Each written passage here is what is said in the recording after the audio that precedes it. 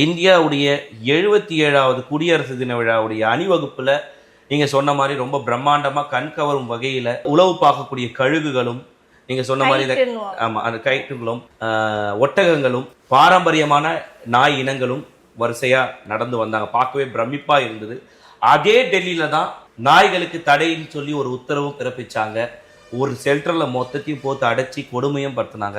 இதை இப்படி பார்க்கும்பொழுது ஒரு கண்ணில் இதை பார்க்கும்பொழுது எப்படி தோணுது உங்களுக்கு? இந்த விஷயங்களை பார்க்கும்பொழுது பாலிடிக்ஸ்ன்ற மாதிரி இருக்கு. இப்போ ரீசெண்டாக பார்த்தீங்கன்னா ஒரு கவுன்சிலர் இங்கே லோக்கலில் என்ன பண்ணியிருக்காங்கன்னா கிட்டத்தட்ட 80 நாய்கிட்ட வந்து அடித்து எடுத்துகிட்டு போயிருக்காங்க, கொன்றிருக்காங்க, ரீலோகேட் பண்ணியிருக்காங்க. ஸோ இந்த மாதிரி வந்து அவங்க வாக்குறுதி கொடுக்குறாங்க இல்லையா, நாய்கள் இல்லாமல் மது விலக்கு இல்லாமல் பண்ணுவோன்ற மாதிரி நாய் இல்லாமல் பண்ணுவோன்னு சொல்லிட்டு இப்போ எலெக்ஷன் டைமில் இதை தீவிரமாக பண்ணுறாங்க.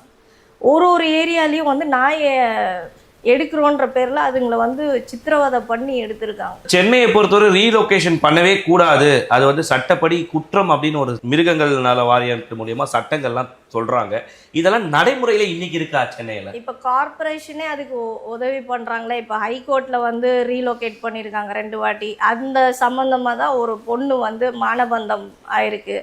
ஸோ அந்த டைமில் இவங்க கார்பரேஷன் போலீஸ் 2 பேரும் சேர்ந்து தானே பண்ணியிருக்காங்க.